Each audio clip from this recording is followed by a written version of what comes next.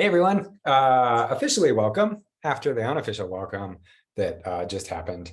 Officially welcome to this month's Why Should I Visit webinar about Milan, which is in Italy.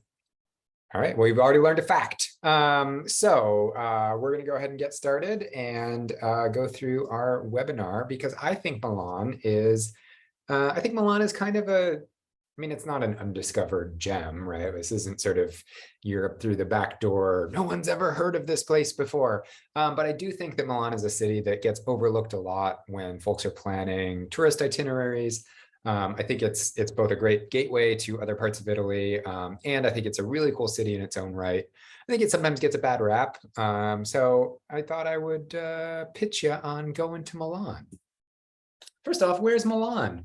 Well, it is in like super northern Italy. And again, I think I just have a bad sense of geography because every time I go to make one of these slideshows every month, I like go to capture the picture of where the place is. And I'm like, that's weird. That's not where I thought it was. Because I think in my head, Milan is sort of more where Bologna is. But actually, like Milan is super far north. It is very close to the Swiss border, and it's also pretty quick because of the motorways. Pretty quick to get into France as well. And obviously, you can go the other direction and head into Croatia and elsewhere. And if we zoom in on Milan, you'll see here. You'll see what any sort of student of European, especially Italian history would recognize as pretty clear evidence that Milan had walls at one point. You've got a ring road around the outside, and then actually if you look closely, you'll see sort of two more partial ring roads further in as well, and not coincidentally sort of focused around the castle. And you'll actually also see, you see some metro stops here, Porta Garibaldi and Porta Venezia, and those were at one point gates, doors in the walls. So Milan is a very modern city. And that's some of what maybe turns people off a little bit in terms of tourists coming from the States. But it has really old roots because, of course, it's Italy. And so, goes back to Romans and pre-Romans, and has gone through a lot of different iterations over the centuries and millennia. So our agenda for the week, month, year, day is first, we're going to talk about why I love Milan. We'll talk about what you're going to do on your trip to Milan. We'll cover a couple basic logistics, and then at the end there'll be Q&A. And if you want to ask questions at any point during this presentation, look down in the bar at the bottom of your Zoom client. You should see a little button that says Q&A. Click that and type whatever you want in there. You can type stuff there at any point throughout the presentation. You don't have to wait till the end. Just if questions come up as I'm talking, add them in there, and then I can go through them at the end. And if I've already covered it by that point, that's okay. We're all friends. So yeah, throw questions in as you think of them. So first off, why are you going to love Milan? Well, I don't want to pretend that, like, again, I don't want to pretend that it's not a city with tourism, and it's not like you're going to be the first, Americans they've ever seen. But it is in many ways a chance to take a break from the like fully sort of Disney-fied tourist Italy. If you're, going on a trip where you're going to hit Florence and you're going to hit Venice and you're going to hit Rome, those are all amazing places. Like everyone should go to all of those places. And there's a reason that everyone goes to Florence, because that's where the stuff is.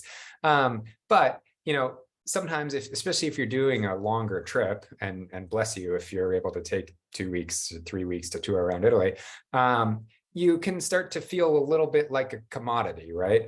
You're on, especially if you're on a group tour, but even if you're touring solo, you're sort of, mostly around tour groups and other tourists, and the economy is mostly catering to tourists. And not only can that sort of feel a little bit artificial, a little bit Disney-fied, but it can actually also be very fatiguing because you're sort of maybe putting up some mental and emotional barriers when you're traveling, and you're a little suspicious, that sort of thing. And I think Milan is a great break from that because it's still got all the stuff that makes Italy wonderful. Like it's still full of Italians. It's still full of amazing food. It's full of amazing sights.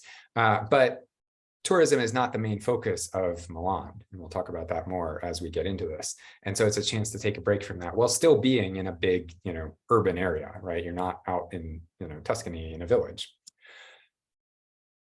Following on from that, Milan has just some really stellar museums. And they're going to be museums that are mostly catering to locals or to Italian tourists.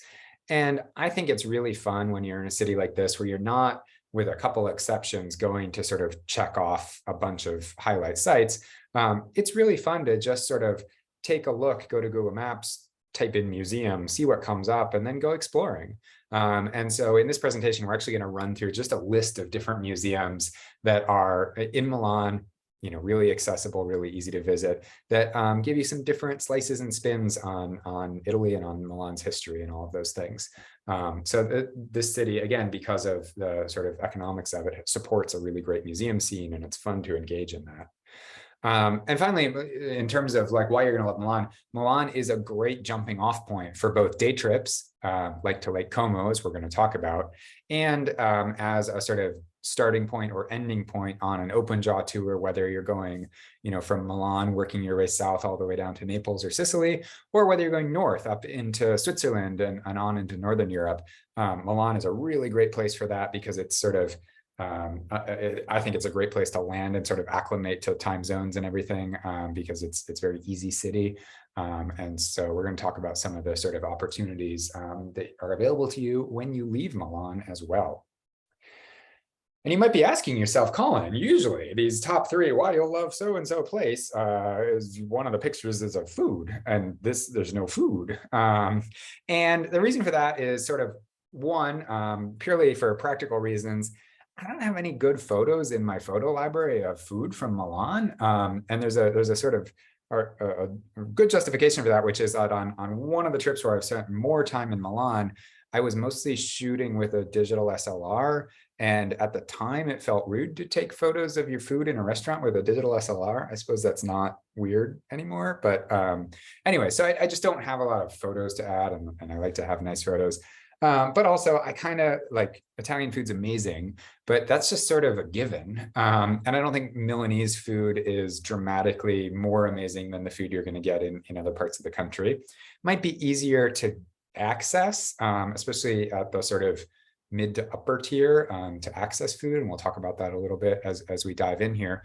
But, all Italian food's amazing. Italians care about food. And I don't think you would go to Milan just for the food. You might go to Italy just for the food, but you can throw a dart in Italy and have an amazing meal. So just wanted to explain that, give a little justification. Now we'll move on. What are you going to do when you're in Milan? As a sort of framing statement, I pulled this quote from Rick Steves because I think this is actually a kind of an accurate way to think about the city. It's not, well, actually, it might be factually true. Maybe not anymore after the sort of Euro crisis, but like Milan is a modern city. It's not a city about leaning into its history. It's the center of banking in Italy. It's the center of fashion, as we're going to talk about. The people there are, busy. It's active. It's brisk. It's intense. But not intense in a sort of chaotic Roman or a Neapolitan way. Intense, more like New York. Intense in that way of like everyone's got stuff to do and they're focused on doing it and they're working really hard. And so you kind of need to expect that. And I think that's sometimes what turns people off from Milan, because they go in expecting, Tuscan village, and instead they get more like Midtown Manhattan, but with amazing architecture and food. So worth keeping that sort of sentiment in mind. And I wanted to pull a couple other just orienting facts about Milan that you might not be aware of. You probably aren't aware of all of these. First off, it is the wealthiest city in Italy by a fairly large margin, which is sort of reflected in the types of activities that are available to you, reflected in the way in which public spending is available for cultural institutions, the types of shopping that's available, the types of restaurants that are available. It is about 20% foreign born. And that's a lot, again, a lot of folks who've come in as part of the banking sector or the fashion sector or some of the other big industrial sectors in the north of Italy. And again, what that means is you just get sort of more diversity in terms of the food that's available, the population that's around, and the way in which everyone relates to each other. I think one of the things that's really easy to miss on a trip to Milan, and we'll talk about ways to access this, is that Milan actually once was almost sort of like Amsterdam in terms of a city that was networked with canals, and in which canals were the main way in which goods were transported. And you would never know it when you looked at it today. There's a couple little remnants of these canals that are still accessible, but you would never know it if you're just a casual tourist in the city. And I think understanding that network is a really helpful way to understand Milan, quite honestly. It also went through a period where it was Austrian, and in all of northern Italy, you sort of stumble upon that history where cities and land was shifting back and forth between Austrian and other well, Italian or independence. And everyone's really beautiful. Like, one, it's Italy, but also sort of beautiful in the sense that people are really, paying attention to their look. Obviously, you might not be surprised by that, given that it is the sort of world center of fashion in many ways. But I put it on here both as a sort of a funny aside, but also, if you're the type of person who gets self-conscious, you might want to keep that in mind when you're packing, and maybe pack some like slightly nicer clothes than you might otherwise pack if you're planning to be eating out at fancy restaurants or going out on the town, or, go shopping. And we'll talk about that in a moment. So just a couple framing things about Milan. So what are you going to do? Back to the original slide. What are we going to do while we're in Milan? You should probably see the Last Supper. You're not allowed to take photos of the Last Supper, so I don't know where this photo came from. It's weird. But you should probably see the Last Supper. And you don't want that to be the only reason you go to Milan. And I think that's, again, what turns people off on Milan. If they've been there at all, oftentimes it's they came in on a tour bus, got off the bus, walked in, saw the Last Supper, got back on the bus and left. And they don't really have any sense of Milan aside from, that's a lot of thunder, aside from, we saw this painting. But if you're going to Milan, you should go see the Last Supper. You're going to need to book that in advance, and I'll talk about that in the logistics section. But what's cool about it, what's cool about the Last Supper? Dramatic news here. No, what's nice is because it's timed entry. You see in this unattributed photograph, it's not a sort of crush of people the way, if you went to, at least pre-COVID, you went to like the Louvre and went to see the Mona Lisa. You actually have space, and with a big painting like this, what it means is that you can move around and you can get a sense of their perspective. And I do think this is one of those paintings where you do need to see it in person, because it is dramatically a different experience from seeing it in a print or seeing it online, because of the way in which the perspective interacts with the surface of the wall, the walls in the room around it, because it is a continuation of that physical space. Obviously, it was painted in situ here, and so it is one of those experiences that, like, if you're going to Milan, this is the one or maybe one of two activities that you're going to want to actually have penciled in before you get there, is a visit to see the Last Supper. So let's get that out of the way. What else are we going to do in Milan? Well, what's Milan going to be like when we're just wandering around? As you might get a sense, like, this is a high fashion, fancy sort of place. And if you are into shopping, if you are into being a high fashion, fancy sort of person, Milan is going to cater to you really well.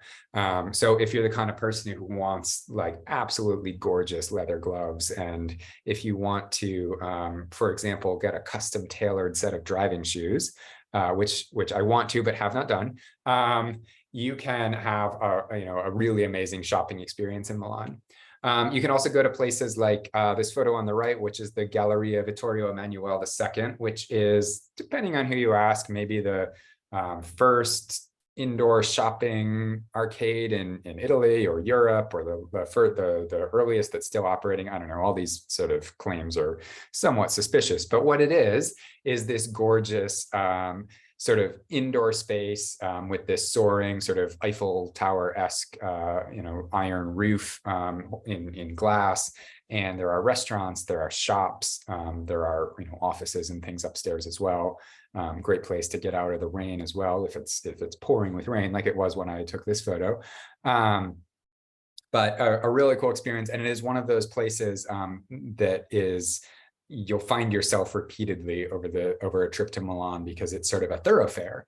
It connects parts of the city into the center of the city. As you walk around as well, it's going to be tough to miss the Duomo, and I'll circle back on the Duomo in a moment and talk a little bit more about the facts and figures of it and why you might visit it. But what's really cool about it is the Duomo is sort of the center of all of those circles. We saw those rings at the walls, and they sort of, a ring within a ring within a ring. And at the real heart of that is the Duomo. And the Duomo has a big piazza in front of it, so big open space where there's always cool stuff happening. And what's wonderful about that is it makes navigating the city super easy, because this is one of the tallest structures, probably the tallest in the city center, because no one builds above the Duomo. So it's visible, and because the streets in Milan are that little bit bigger than the sort of back alleys of a city like Florence, usually have pretty good sight lines as well. So you can sort of feel free to go out wandering. And if you feel like you're lost, you just sort of look around until you catch sight of the Duomo, or get to a little bit of a clear spot and catch sight of the Duomo, and you know how to get back to the center, and you can always sort of orient yourself around that. So I think, unlike a city like Florence that sort of sprawls and is a little tough, you can get turned around very, very easily, or in Rome, which has a little bit more topography and is a little bit trickier like that. Milan is a city where, even if you're not someone who's really confident as a pedestrian in an urban environment, it's really easy to just go exploring and always sort of find your way back. And as you wander around the city, of course, it's Italy, so you're going to see all kinds of amazing stuff just sitting there. Like, this is not just a random fountain, but actually is like a very important fountain made by a very important person, because everything in Italy is of that ilk. And you might be wondering, well, how do I figure out what it is that I'm looking at? One of the things that's a little tricky about Milan is that you're not going to find the same type of dedicated guidebooks that you would find for a city like Rome or Florence or Venice or Naples even. There may be a few out there, but I'm not sure from at least the American guidebook producers. And so you'll find obviously information in your, Rick Steves' Guide to Italy or your Lonely Planet Guide to Italy, but it might not be as in-depth as you'd find in other cities. So instead, and I'm a broken record on this, first off, you should always think about hiring a guide. Hiring a guide is always your best option. But this month, I thought I would take a little aside and pitch an app I've been really enjoying lately when I travel. And this is a tool called VoiceMap. So I'm going to do a roundup of apps I use when I travel in one of our future newsletters, but I thought I'd call this one out because I used it on a recent trip to Milan and really enjoyed it. You can download it from your relevant app stores. And the way this works is essentially people who are generally professional tour guides come in and build tours within this tool. And they're paid tours. You pay about $5 usually to take one of these tours. It downloads to your phone. And it's designed to be a sort of heads up experience. If you know me, I'm super critical of sort of tour experiences that have you staring at your phone the whole time. And the way VoiceMap works is you actually put your phone in your pocket and you put your earbuds in, earpods, AirPods, whatever, your things that go in your ears. You put those in your ears. And then you just walk around. And what happens is, as you sort of get to certain locations, the GPS in your phone tells the app where you are, and then the app starts playing audio. And so it's recorded narration by a professional guide. And they're going to tell you about where you are and what you're seeing, and then tell you how to move to the next stop. And then when you get to the next stop, they come back on and continue talking to you. It's always got the map if you get lost, and actually if you wander too far away, the audio actually comes back on and will say like, hey, it seems like you're lost. Are you sure this is right?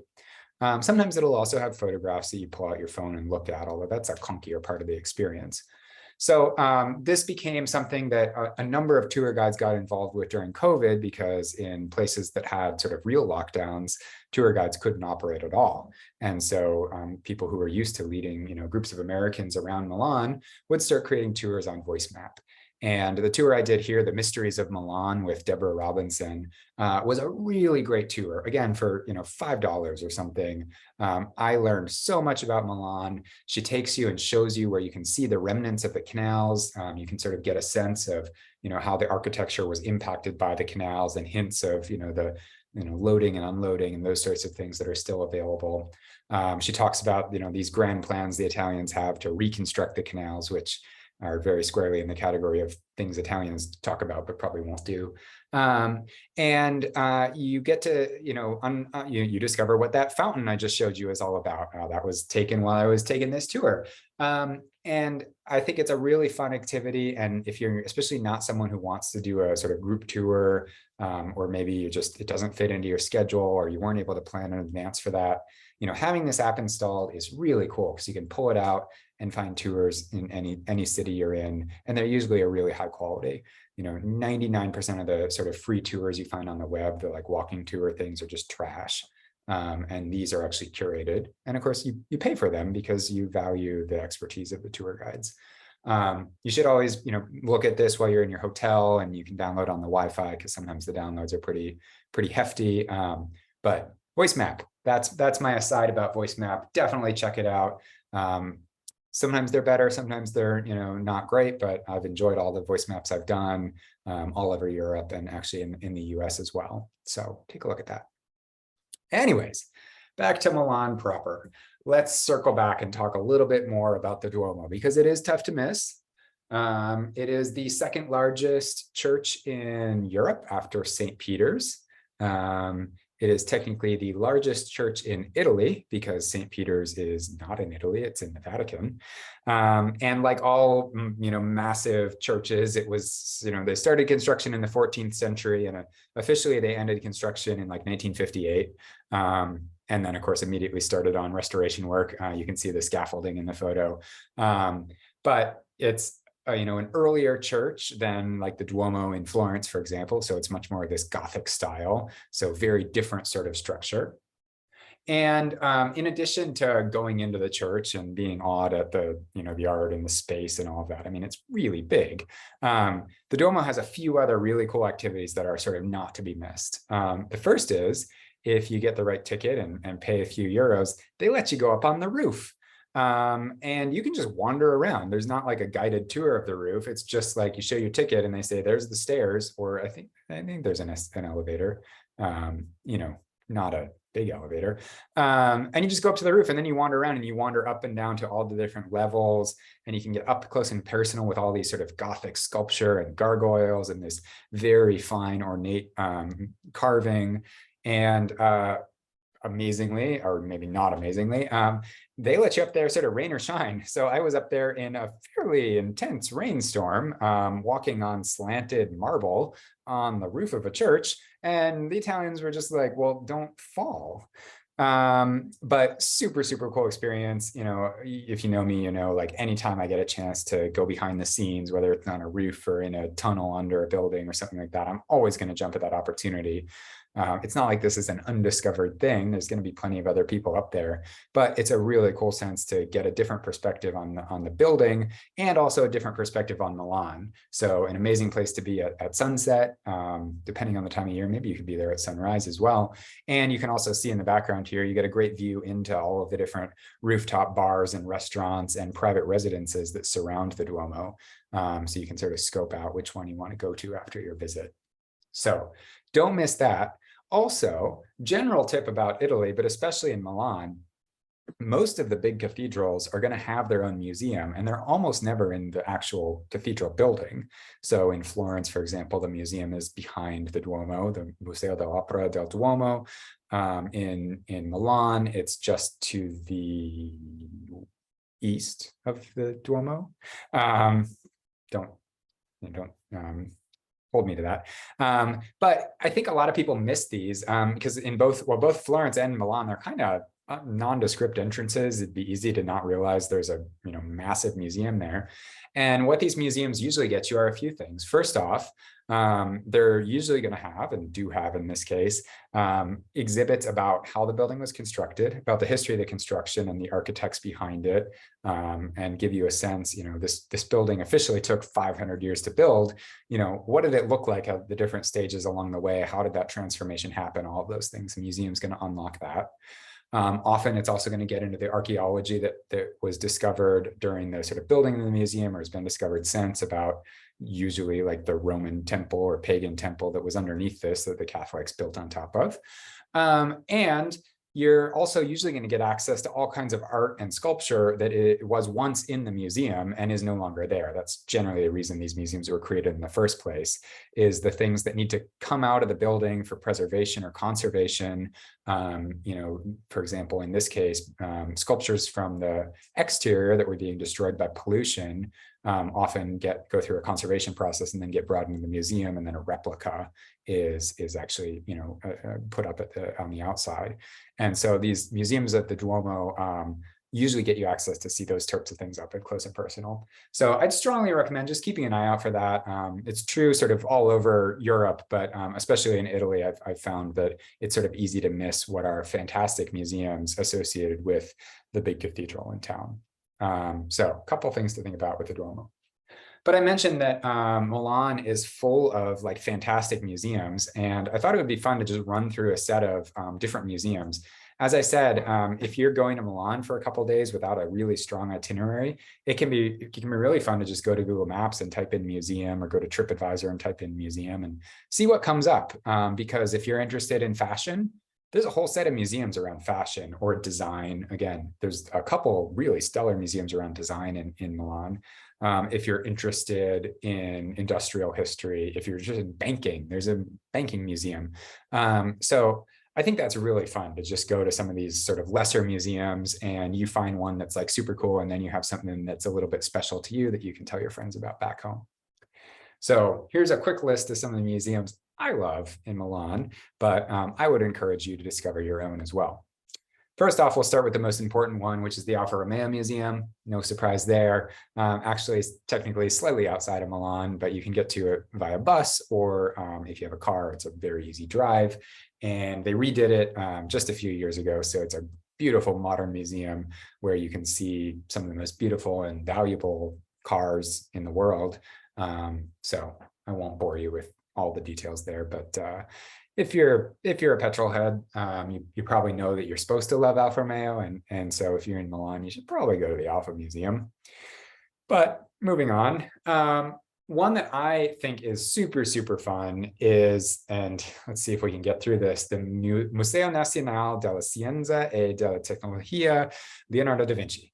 Ooh, is that a mouthful? And this is a science museum. And it's a science museum that in the way that like a great Italian science museum would, mixes history with science and technology. And so what you're going to get is part of the museum is dedicated to Leonardo da Vinci and his sort of scientist inventor side. So it's not about his art, but it's about all of the things that he invented and designed in his notebooks. And so they have recreations, reconstructions, scale models that you can play with of the helicopter he built and the water screw and some of these things. And it's really targeted to educating, especially sort of kids and school kids, but very accessible to everyone, and great exhibits, really a very modern museum, and exhibits that are in English and Italian, so very, very accessible. And then they also have these great exhibits about sort of Italian contributions to the 20th century. So about, the Italian discovery of radio and all the important Italian contributions to radio and wireless and, batteries and all the other things that Italian scientists have contributed. The museum also has a really huge outdoor area that's full of trains and steam-powered equipment that you can go inside of and explore. They have a submarine, all kinds of stuff. And it's a really fun experience because it's going to be almost no Western, or American tourists. It's going to be a lot of like school kid groups and maybe some, Italian nerds. But it's a chance to sort of wander around with folks who are locals. And of course, because it's Italy, the whole museum is set in like a beautiful palace with really cool grounds as well to explore, because like that's what they had. So definitely recommend checking that one out if you're a nerd and you're into that kind of thing. Super accessible museum, really, really well done to a very high standard. The Archaeological Museum is an archaeological museum about sort of Northern Italian archaeology. So a lot of Etruscan and Roman stuff. And it's set in a former convent that itself is built out of a former medieval tower, which was adapted from a former Roman building. And so the museum itself actually has a lot of information about the archaeology of the museum. And you can actually, it's sort of cut off in this photograph, but down at the bottom here, this area that's sort of roped off is where they were doing an archaeological dig in the courtyard of the archaeological museum. And I thought that was just very charming and very Italian. And so again, if you know you are into that sort of, you know, being exposed firsthand to archaeological artifacts in that way, really well done museum again, and just in one of these settings where the setting itself is reason enough to go tour the museum. You have the, my Zoom window is hiding the full name, the Pinacoteca di Brera, which is a museum essentially full of only things that Napoleon stole and left in Milan. So a lot of stuff from elsewhere in Europe, as well as stuff from Egypt and the other places that Napoleon was adventuring. And I don't think that it's a place you would go, you know, unless you're into a specific subset of art. You wouldn't go necessarily just to see a particular painting or something like that. It's not the Uffizi in that way. But it is another lens on Italian history and on European history to get a sense of that sort of Napoleonic history and how it came to be that he was ending up with all of these paintings that ended up in Milan. And the museum does a pretty good job explaining the origins of the museum collection. And so again, I think that's a fun museum. It's a different angle on that history. And there are also some smaller museums that, you know, just expose you to art from further abroad or artifacts from further abroad.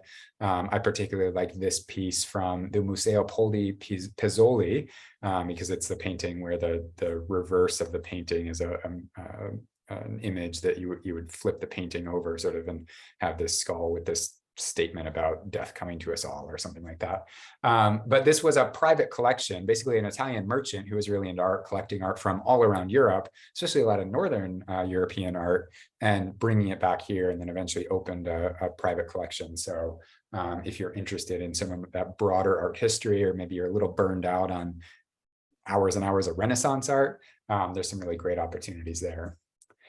And there's another museum, the Pinacoteca Ambrosiana, which for some reason I couldn't find any photos of, even though I've been there. So maybe they just didn't let me take photos. I can't recall. But what they have are a bunch of Leonardo da Vinci's original notebooks, which you can access in various ways in Italy, depending on the, which things are on exhibit at the time. But these are some that are in a permanent collection, not owned by Bill Gates, and are available for you to go check out firsthand.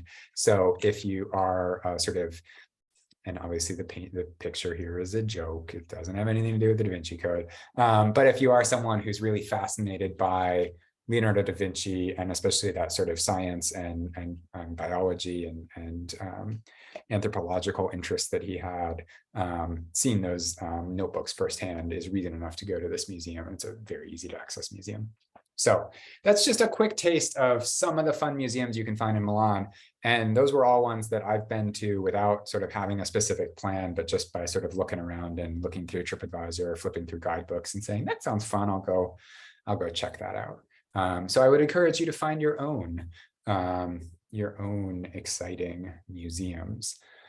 But we should talk a little bit about shopping. And if you're into shopping, there's really only one place you want to go in Milan, which is the Libreria dell'Automobile, which is the best bookstore in the world.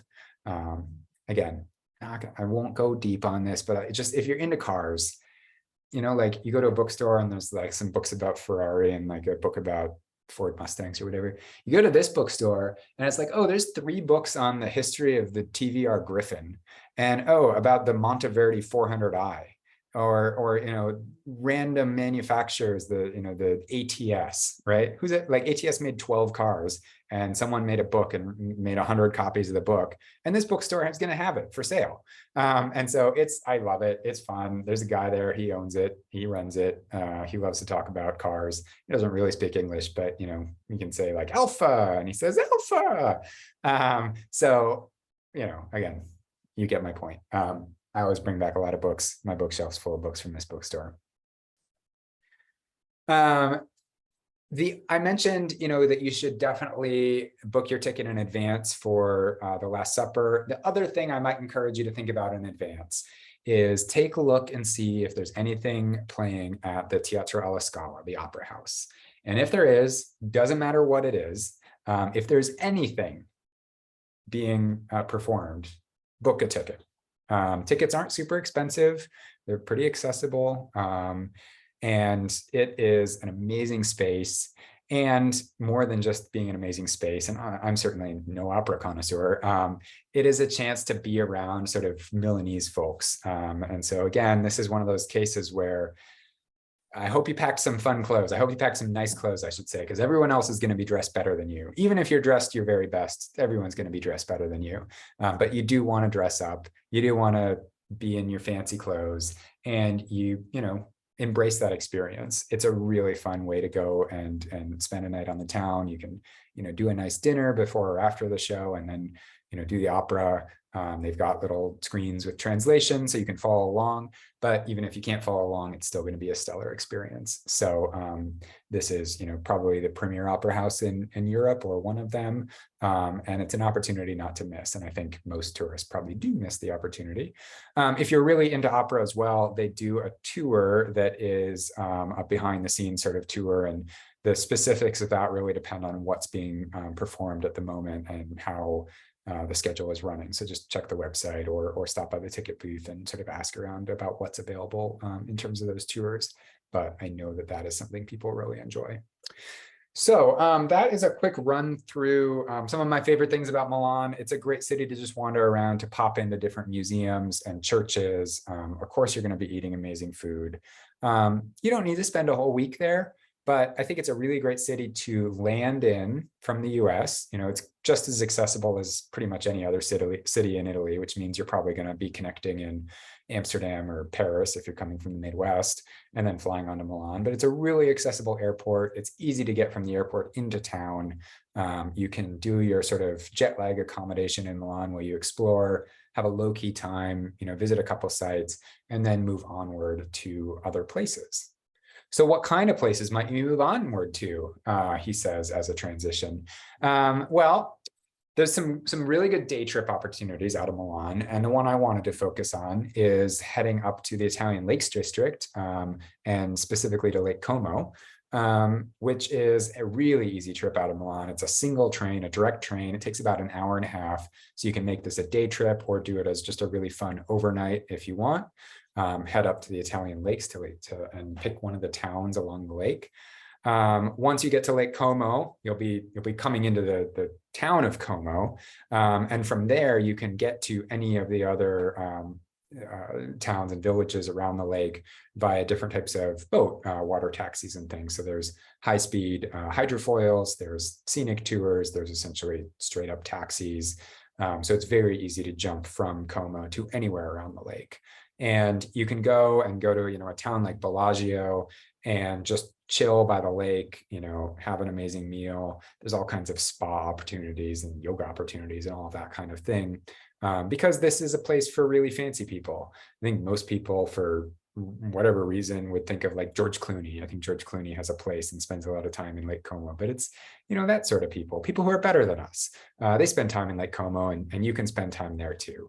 But if you've accepted your place in the world and you're not going to spend time in Bellagio, it's also a place for some really stellar hiking, because there is one trail in particular called the Dorsale, which is this trail that just walks along the spine of all of the mountains that line Lake Como. And you basically go from Como to Bellagio, which is like a 15, 18 mile hike. It's a pretty lengthy hike.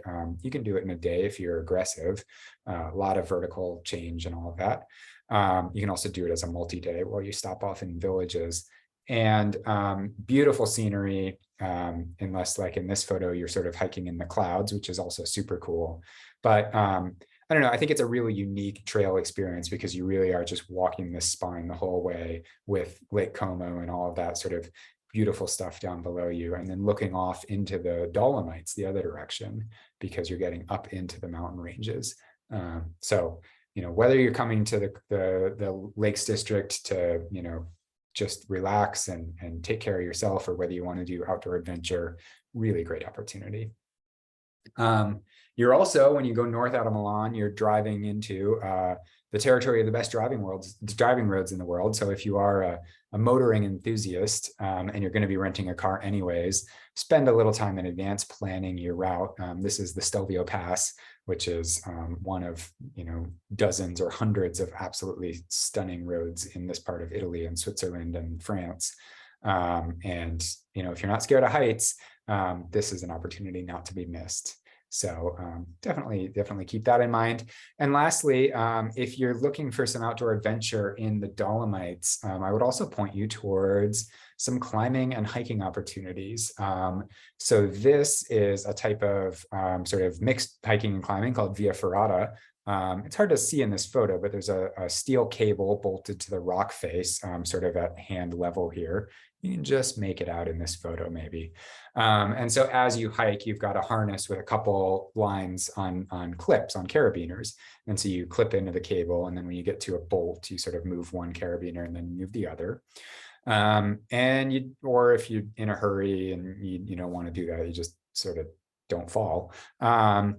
And these are all trails. Many of these were trails that were carved out during World War I, and they've turned into a recreational activity where you can just cover huge swaths of the Dolomite Mountains, sticking to these very, very narrow ledges. You climb up and down ladders, walk over different passes. And if you want to make it a multi-day outing, there are actually huts that you can go in and sleep in, where there's food and a bed, and Germans mostly to hang out with. And it's just a really cool experience. But even if you're not into that kind of activity, there's all kinds of really cool alpine hiking in the Dolomites. And the Dolomites are just the most alien mountain range. I've never been anywhere like the Dolomites. They're so dramatic and steep. And as you get up there, it's so barren. So just a really unique place. And again, if you're into outdoor activity at all, and you're going to be sort of doing a more outdoorsy adventure trip in Italy instead of doing cities and museums, I think Milan, and then driving north into Dolomites, and then if you want to head on into Switzerland and keep going north, really just like, if you're interested, talk to me. I'll loan you some books. Super cool activity. So logistics, what should we be thinking about on our trip to Milan?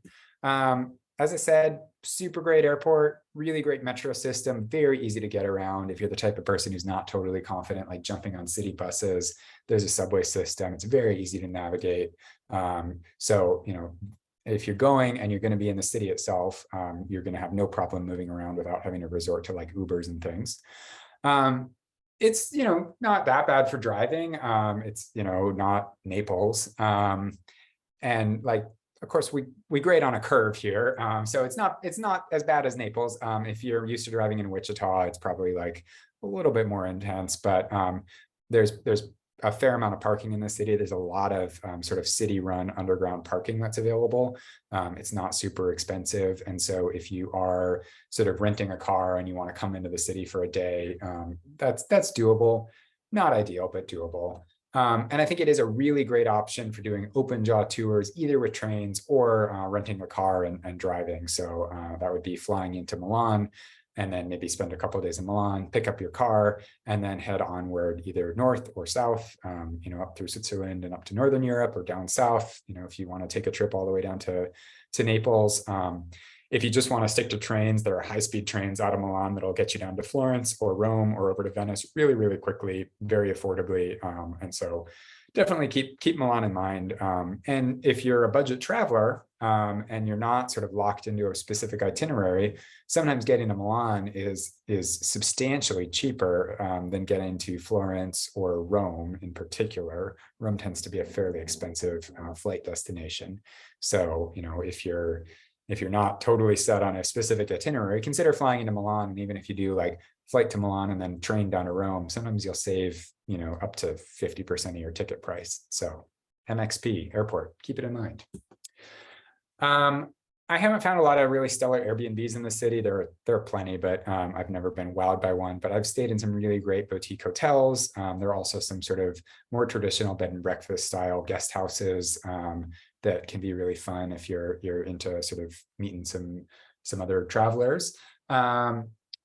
It is in northern Italy, and so that's worth keeping in mind. The weather can be a little tricky, especially if you're coming sort of closer to winter. So if you're coming in sort of November and later, you can expect some gloomy days, some rain, maybe a snow, and so not stellar, right? This isn't it's not going to be beautiful year round in that way.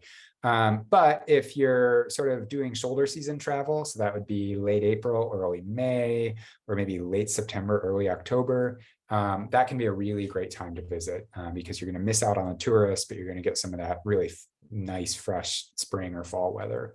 That said, if you're doing more of an adventure trip and you're going to be heading north and you want to either do Via Ferrata or traditional climbing or hiking, or you want to drive some of those amazing roads, you're going to need to come in like July or August because most of the rest of the year, those mountain passes are impassable to cars, and the only way like into Switzerland is to take tunnels through the mountains. So keep that in mind. And book your visit to the Last Supper now because it can be a little tricky to get in to see. So the other thing to keep in mind, and I've been meaning to mention this in some of our past our past webinars, is with any site like the Last Supper that has timed entry where the tickets are likely to sell out, there is always a way to get in to see it. You just have to decide, like, does it align with your values, basically? Because if you were, decide, if you watch this webinar and you think, oh my gosh, I'm going to go to Milan next month, you're going to find that you're going to go online and all the tickets are sold out. I checked, they're all sold out. And the batch of tickets for sort of November, December, January goes on sale at some point in the next few weeks, and you have to be online at the right time to grab a ticket. And if you do it that way, the tickets are, I don't know, 15 or 20 euros. And you think, oh gosh, I'm going to Milan, I'm going to miss out on seeing the Last Supper. But no, of course, you can go on Viator or any of these tour guide sites, and what you'll find are skip the line tours where you're going to pay 50 euros and you can go see the Last Supper. And it's because they're scalping tickets, essentially. So like, just do it. Like, whatever it takes to get into that room. The difference between $50 and $20 on a trip to Italy is essentially zero. And we went through this on our recent trip to Kenya, where we wanted to go to the elephant sanctuary, the elephant orphanage. And of course, all of the tickets are immediately captured by scalpers. And we were briefly like, oh, we're not going to get to go. And then it's like, we're flying to Kenya.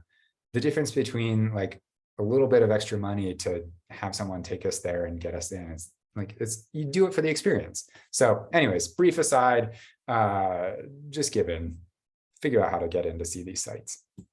So in order to make up for not talking about food this month, next month, we're just going to talk about food because we're going to Penang in Malaysia, which is the best place in the world to eat. So, keep that in mind. And that otherwise is what we've got for today for Milan. So if you've got questions, go ahead and put them into the little Q&A widget here. And I will take a look at what our Q&A is so far. So question, how large is Milan? It is about half the size of Rome in terms of population. So Rome and Naples are about the same size in terms of population. Rome sort of feels much larger. It's a little more sprawly, but they're about 3 million people each. And Milan is closer to like 1.3 million. And I don't know what that sort of compares to in the US. San Francisco, is that about San Francisco size? It's just because it's sort of built in these radiating circles, it's a city that, starts pretty far out because you have sort of a lot of industrial and factories and things further out. And then you get into more of the urban core of the city. So I think it feels like a bigger city than it actually is, in all honesty. Maybe punches above its weight a little bit in that way. So that is all we've got for questions. And so with that in mind, I would say thank you all for joining in. Really nice to see everyone signed in. And otherwise, stay tuned for next month where we're going to eat delicious food. And that'll be pretty much it. Hope you all have a good one. Bye.